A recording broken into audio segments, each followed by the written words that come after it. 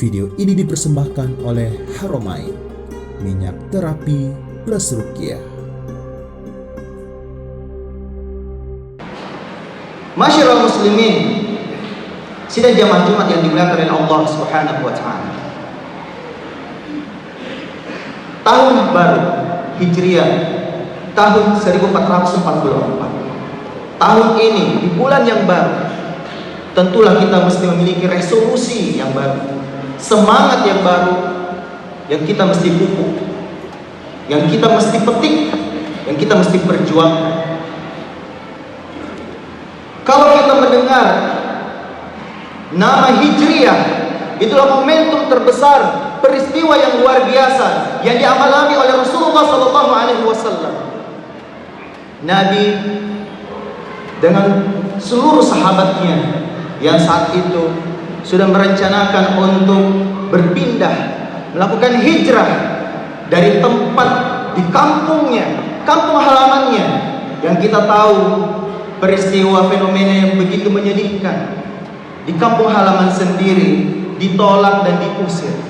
Rasulullah SAW terusir dari kampung halaman, diboikot ekonomi, dizalimi bahkan oleh keluarganya sendiri. Tetangga yang kita tahu ada Abu Jahal yang begitu menolak, padahal Nabi SAW dikenal Al-Amin, tapi ternyata ketika berbicara tentang agama mereka tidak mau kalah. Maka Rasulullah SAW mendapatkan perintah untuk berpindah, perintah dari Allah Subhanahu wa taala, perintah yang wajib dengan seluruh kaum muslimin. Tapi apakah langsung berhasil hijrahnya? Langsung berhasil berpindahnya? Ternyata tidak. Ini pelajaran buat kita masyarakat muslimin. Ternyata untuk hijrah tidak langsung berhasil. Kota yang pertama direncanakan oleh Rasulullah SAW dan para sahabatnya dan seluruh kaum muslimin dan muslimah adalah kota Habasyah. Namun ditolak oleh warga di sana. Setelah itu rencana plan B menuju sebuah kota, kota Taif. Kaum Thaqif menolak Rasulullah SAW dengan mentah-mentah. Bahkan warganya banyak yang turun, hingga anak-anak turun ke jalan melempari Rasulullah SAW sampai kaki Nabi terluka. Sahabat Nabi Zaid bin Harithah pun melindungi Rasulullah SAW pun kena baku lemparan dari anak-anak dan warga-warga di kota Taif. Sampai-sampai Rasulullah SAW pun terkena di pipinya, terluka Nabi, bercucuran, hampir menyentuh tanah. Bayangkan ketika darah Rasulullah SAW sudah menyentuh tanah, itu pun belum sampai ke tanah, malaikat yang menjaga dua gunung di Taif itu mendatangi Rasulullah SAW dan menawarkan kepada Nabi, wahai Rasulullah, izinkan aku untuk mengangkat dua gunung ini untuk menimpakan dan menghimpit orang-orang yang ada di Taif ini. Tapi Rasulullah SAW melarang. Rasulullah SAW melarang. Kenapa? Rasulullah menyampaikan bahwa aku berharap kepada Allah Subhanahu wa taala. Mungkin pada saat ini walau mereka belum menerima Islam, tapi saya berharap, saya berdoa kepada Allah Subhanahu wa taala semoga anak keturunan mereka ada yang menerima Islam ini. Dan Masya Allah, kita tahu kota Taif menjadi kota yang begitu indah di Saudi Arabia. Tapi saat itu Rasulullah SAW ditolak, diusir. Dan apa yang terjadi? Di plan C, ini adalah rencana ketiga. Ternyata kota berikutnya yang dulunya kita kenal dengan kota Yastrib, sekarang kita kenal dengan kota Madinah. Barulah Rasulullah SAW mendapatkan kota yang menerima kehadiran beliau. Ternyata di sana sambutan dari warga Ansor, Masya Allah, menyambut Rasulullah SAW dan para sahabat dan seluruh kaum muslimin dan muslimah. Dan saat itulah Islam mulai berjaya. Islam mulai mengatur rencana strategi untuk menyebarkan Islam ke seluruh penjuru dunia. Dan hingga di negeri kita, hingga di rumah kita, kita tidak pernah tidak mendengar nama Rasulullah SAW. Bahkan orang-orang yang tidak menganut agama Islam pun pasti mendengar nama Nabi Muhammad SAW. Tapi apakah momentum hijrah ini langsung berhasil? Ternyata tidak. Butuh kegagalan demi kegagalan. Tapi Rasulullah SAW tahu bahwa kegagalan yang sesungguhnya ketika kita berhenti, ketika kita menyerah. Tapi selama kita belum berhenti, selama kita belum menyerah, maka masih ada jalan untuk menuju apa yang Allah Subhanahu Wa Taala janjikan. Maka apa yang kita bisa petik dari momentum hijriah ini? Ada 3 momentum jamaah sekalian. Momentum yang pertama yang kita bisa petik pelajaran yang begitu luar biasa dari peristiwa Rasulullah SAW hijrah adalah peristiwa di mana hijrah ini agar kita mendapatkan derajat takwa di sisi Allah Subhanahu Wa Taala. Kita tahu hadis yang begitu masyhur yang di mana Rasulullah SAW bersabda, "Innamal a'malu binniyat wa innamal likulli imri'in ma nawa. Faman kanat hijratuhu ila Allah wa rasulih wa hijratuhu ila Allah wa rasulih wa man kanat hijratuhu lid-dunya yusibuha aw imra'atin yamkihu fa hijratuhu ila ma hajara ilaihi."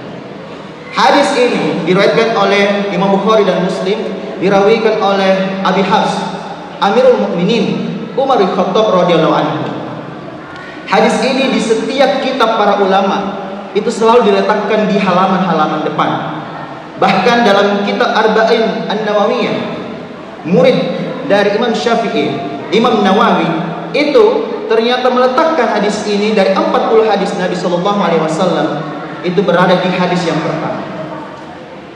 Di mana ternyata untuk mendapatkan derajat takwa bukan hanya sekedar kita ikut-ikutan hijrah, kita ikut-ikutan untuk mengikuti orang-orang yang misalnya lagi ada tren hijrah, tapi belum tentu dia istiqomah. Tapi ternyata yang perlu kita luruskan di sini adalah niat. Ada banyak orang yang hijrah niatnya ternyata bukan lillah, maka jangan heran kalau kehidupannya begitu cepat lelah. Orang yang betul-betul niatnya adalah lillah, kita akan lihat mereka akan istiqomah. Susah untuk lelah, walau tubuh mungkin lelah, tinggal beristirahat. Betapa banyak kita melihat memang istiqomah itu berat. Istiqomah itu berat, masyarakat muslimin. Lalu apa yang ringan? Yang ringan itu istirahat. Yang ringan itu istirahat.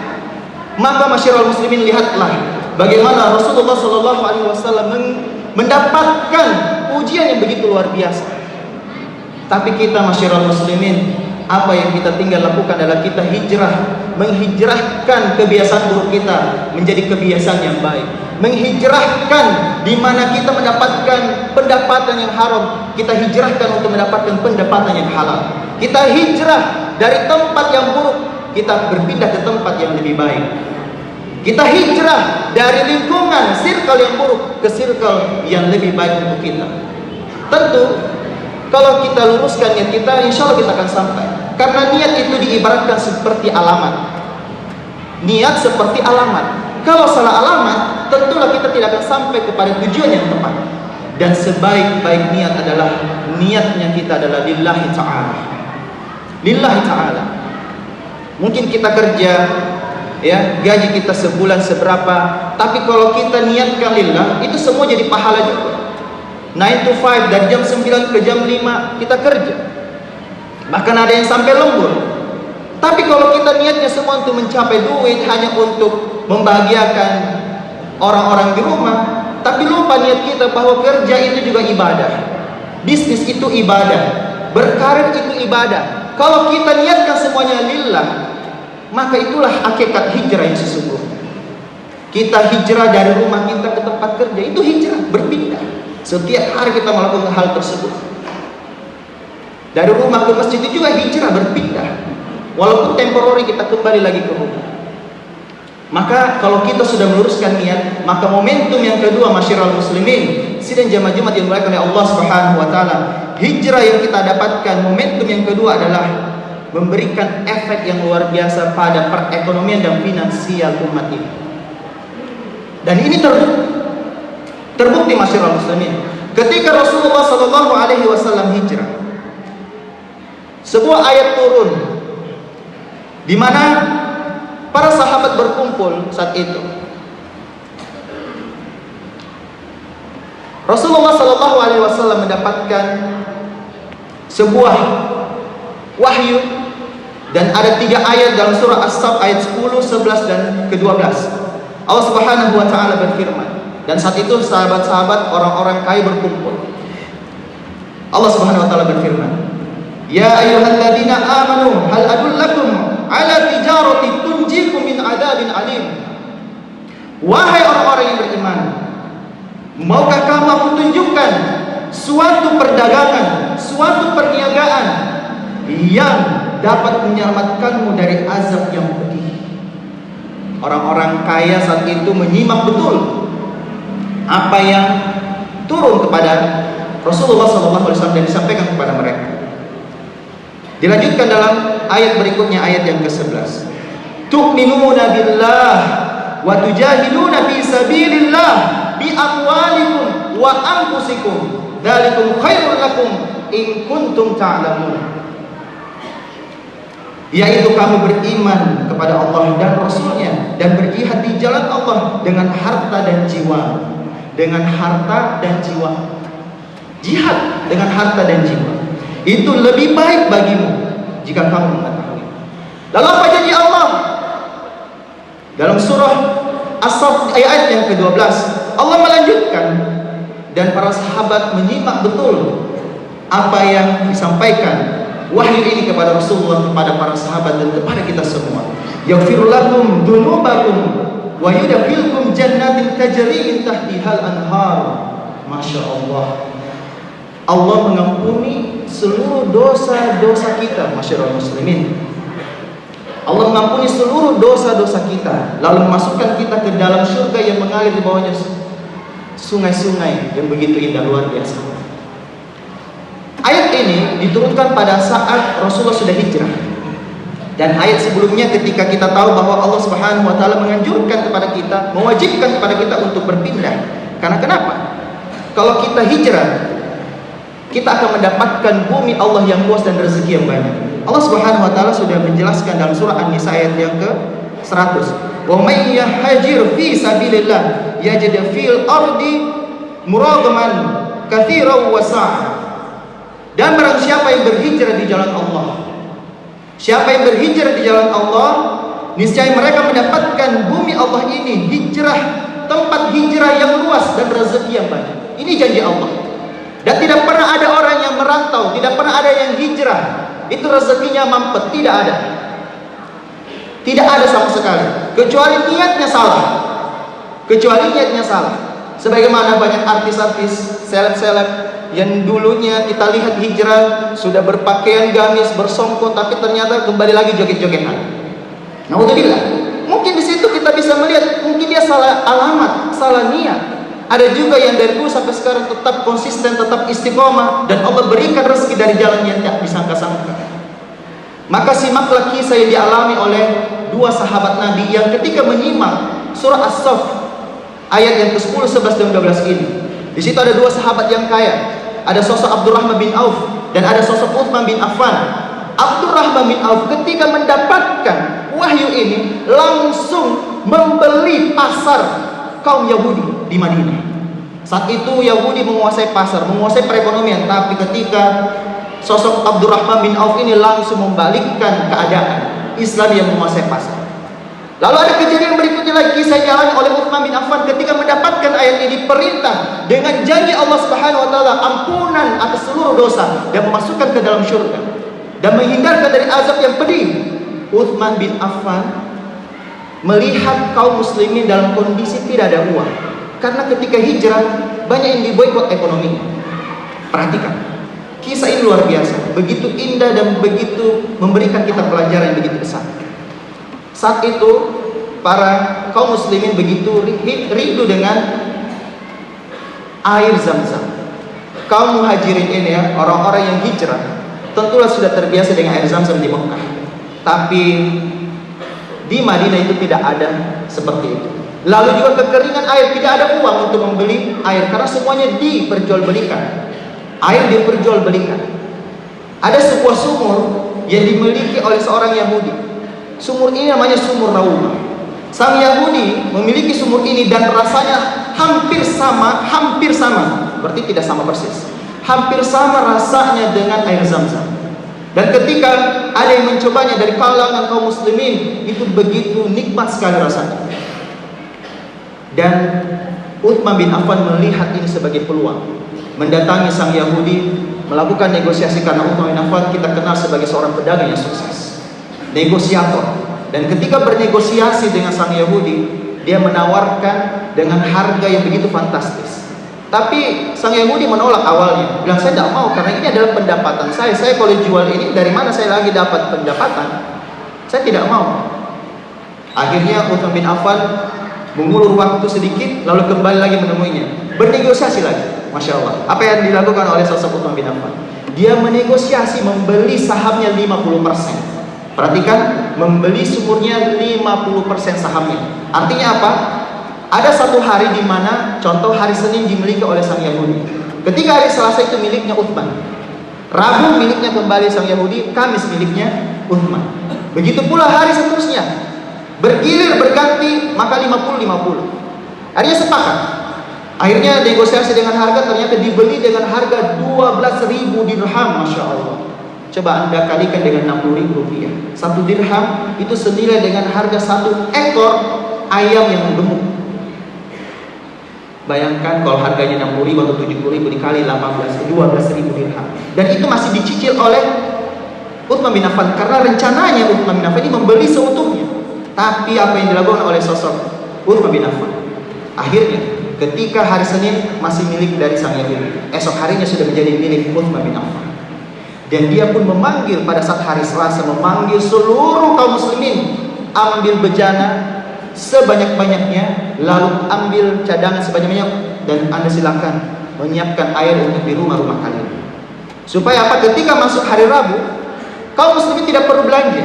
Dan bayangkan, Uthman bin Affan memberikan ini kepada kaum muslimin secara gratis. Masya Allah, diwakafkan kepemilikan sahamnya secara gratis untuk kaum muslimin. Dan ketika masuk hari Rabu, sang Yahudi akhirnya menjual airnya, dan ternyata tidak ada yang datang.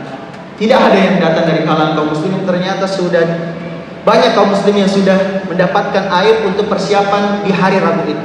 Pas di hari Kamis, begitu seterusnya. Uthman bin Affan memanggil seluruh kaum muslimin, ayo ambil air lagi, perbanyaklah airnya, buat cadangan sebanyak-banyaknya, dan dibawa ke rumah masing-masing. Dan pas di hari Jumat, di hari berikutnya, tidak ada lagi pembeli dari kalangan kaum muslimin. Akhirnya apa? Sosok sang Yahudi ini mengatakan langsung, saya ini rugi, saya mau jual seluruh saham saya kepada engkau. Dan akhirnya Uthman bin Affan menegosiasi, saya beli sisanya 8.000 dirham. Dan totalnya harga sumur itu 20.000 dirham. Masya Allah. Apa pelajaran yang bisa kita petik dari sini, masyarakat? Semangat hijrahnya adalah semangat di mana memperjuangkan jihad fisabilillah dengan harta dan jiwa, bi amwalikum wa anfusikum, dengan harta dan jiwa. Kebanyakan kita melihat fenomena di negeri kita atau fenomena di negeri manapun, terkadang semangat itu ada, semangat luar biasa. Seperti, mohon maaf kalau saya menyebut 212, semangat 212 itu luar biasa. Sampai akhirnya kaum muslimin bersatu untuk membuat tandingan dari minimarket yang sudah begitu besar, seperti Indo April, Indo Juni, Indo Juli, Indo Agustus. Kan Indo di bulan Maret sudah lewat. Kaum muslimin begitu semangat untuk membuat merek sendiri, membuat brand sendiri. Dan akhirnya apa yang terjadi? Pada saat pandemi tidak bisa lagi survive, tidak bisa lagi bertahan, dan tutup. Apa artinya, masyarakat? Sumur Raumah dimiliki sang Yahudi itu sudah ada, kualitasnya sudah terlihat dengan jelas, sudah ada pelanggannya. Semestinya kita kaum muslimin, kalau melihat ada sudah market yang terbentuk, ada sebuah produk atau toko yang sudah ada, sudah jadi, kenapa kita tidak berlomba-lomba membeli sahamnya? Kalau kita cuma mau bersaing membuat merek baru, kita bersaing dengan kapitalis, kita beli saja sahamnya. Dan ini semangat Uthman bin Affan, ini semangat dari sahabat. Maka tentulah inilah pelajaran buat kita. Semangat itu bagus, tapi juga harus dibarengi dengan ilmu. Imam Syafi'i mengatakan, maradad dunya fa'alaihi bil ilmi, wa man aradal akhirah fa'alaihi bil ilmi, wa man aradahuma fa'alaihi bil ilmi. Kalau ingin menginginkan dunia, bisnis berkembang, pastikan dengan ilmu. Ingin akhirat dengan ilmu, ingin keduanya dengan ilmu. Bisnis itu butuh ilmu, Karena dengan perekonomian ini, semangat hijrah itu jelas. Kita membangun ekonomi umat ini. Lalu apa momentum yang terakhir, masyarakat muslimin? Momentum yang ketiga adalah momentum di mana kita momentum perubahan, bukan menjadi kaum rebahan. Kebanyakan kita sudah melihat pandemi ini membuat kebanyakan kita menjadi kaum rebahan karena banyak WFH, work from home. Padahal sudah waktunya kita bergerak supaya kita tidak sakit-sakitan. Orang yang malas bergerak itu banyak sekali penyakit. Kita harus bergerak. Kita harus hijrah, kita harus berpindah. Karena itu akan mempengaruhi mood kita untuk tetap semangat. Bahkan hijrahnya sini betul-betul hijrah. Kita pindah kota, kita pindah kecamatan minimal. Kalau perlu pindah negara. Kalau perlu pindah negara. Sampai-sampai ada seorang yang kerja di luar negeri. Itu melakukan perjalanan kembali ke Indonesia. Ada seorang Indonesia yang cuma melakukan traveling, bertanya tentang sosok orang yang di sampingnya di pesawat. Ternyata orang ini sudah 20 tahun di negeri luar. Dan ternyata 20 tahun di sana, itu malah ditanyakan, kenapa Anda tidak pulang saja, Pak? Kenapa Anda tidak kembali ke Indonesia untuk membangun negeri kita ini supaya lebih makmur dan lebih sejahtera? Ini kalau tanpa ilmu begini caranya bertanya orang. Akhirnya laki-laki ini cuma tersenyum. Dan pada saat sudah tiba di Indonesia, tahukah Anda ternyata laki-laki ini 20 tahun di luar negeri, tapi ternyata pondok pesantren dia bangun adanya di Indonesia. Lembaga-lembaga amal yang dia bangun adanya di Indonesia. Dia membuat sesuatu untuk Indonesia walau dia kerja di sana. Ikhtiarnya di luar negeri, tapi hasilnya untuk Indonesia. Hasilnya untuk negeri ini, hasilnya untuk umat dan rakyat kita di sini. Kita belajar dari tokoh-tokoh seperti Sadio Mane, Muhammad Salah, pemain bola. Sadio Mane kita tahu dia kerja di luar negeri menjadi pemain bola, tapi hasil dari perjuangannya menendang bola ternyata untuk warganya di Somalia. Dia mengirimkan hasilnya, jerih payahnya, gajinya untuk mereka. Untuk membeli Ferrari saja, walaupun 30 mobil Ferrari Sadio Mane bisa beli, tapi ternyata dia tahan dirinya, tapi untuk membantu warga di kampungnya. Apa yang kita bisa petik dari mereka ini, masyarakat muslim? Ternyata ketika kita hijrah itu akan membentuk karakter pejuang di antara kita. Lalu kita akan mempelajari adab. Kita tidak melulu melihat kebenaran itu dari satu sisi. Al-Quran dan Sunnah adalah kebenaran. Kalau kita melihat sisi hanya dari Indonesia, kita tidak melihat sisi bagaimana di Saudi Arabia melihat Al-Quran dan Sunnah. Bagaimana warga Mesir peradaban di sana luar biasa. Kalau Anda mau melihat negara yang tidak ada kabel di tiang-tiang, maka datanglah ke Mesir untuk jalan-jalan. Anda akan melihat tidak ada kabel di sana. Bahkan di kota di Sulawesi Selatan ada sebuah kampung, itu ternyata gas LPG-nya itu tidak ada lagi lewat tabung, itu lewat pipa. Hijrahnya lewat pipa, bukan diangkat. Subhanallah. Jadi kita belajar langsung, studi banding. Fungsinya bukan hanya untuk mempelajari adab, kita mempelajari bagaimana suku-suku bangsa-bangsa itu untuk kita saling mengenal. Kita bisa lebih sabar, kita bisa lebih terbuka, lebih rendah hati. Terkadang kita ini merasa inferior. Inferior itu merasa tidak lebih baik daripada negara lain. Padahal kalau Anda lihat kesenjangan di Amerika juga banyak. Banyak juga homeless, banyak juga pengangguran, banyak yang di jalan-jalan raya, bahkan di tempat-tempat elit itu banyak yang tinggal di sana. Bahkan jijiknya luar biasa. Di kereta-kereta mereka juga pesing. Banyak orang kencing di dalam sana. Kita tidak pernah melihat langsung kalau kita tidak pernah berkunjung. Coba ke Turki, lihat di sana. Jangan cuma bermain sini. Itulah orang bilang mengatakan waktunya healing, refreshing. Kita lihat secara langsung, belajar studi banding dari mereka. Dan akhirnya ketika kita mendapatkan pelajaran dari sana, kita bawa ke kampung halaman kita. Mungkin ada yang tetap permanen di sebuah kampung, tapi ujung-ujungnya ketika dia dapatkan hasil, dia bangun kampung halamannya. Tapi tujuan sebenarnya adalah membangun kampung halamannya sesungguhnya. Karena kelak kita akan hijrah, sesungguh-sungguhnya hijrah. Karena setelah di dunia kita akan hijrah menuju akhirat kelak. Maka apa yang kita bangun, apa yang kita lakukan, kita sedang bercocok tanam saja. Kita sedang bercocok tanam. Dan insya Allah apa yang kita perjuangkan, apa yang kita sudah lakukan saat ini bernilai ibadah di sisi Allah Subhanahu wa taala. Luruskan yang kita, pelajari ilmunya, dan jangan pernah tertutup dengan bangsa-bangsa yang lain. Belajar dari mereka. Kita studi banding. Kalau perlu kita kunjungi mereka, insya Allah semangat hijrah itu jelas. Semoga bermanfaat buat kita semua. Mohon maaf jika ada kesalahan, jika ada kebenaran datangnya dari Al-Rahman. Barakallahu lakum fil Qur'anil Karim wa nafa'ani wa iyyakum fihi minal ayati wa dzikril hakim wa taqabbal minna wa minkum tilawatahu innahu huwal ghafurur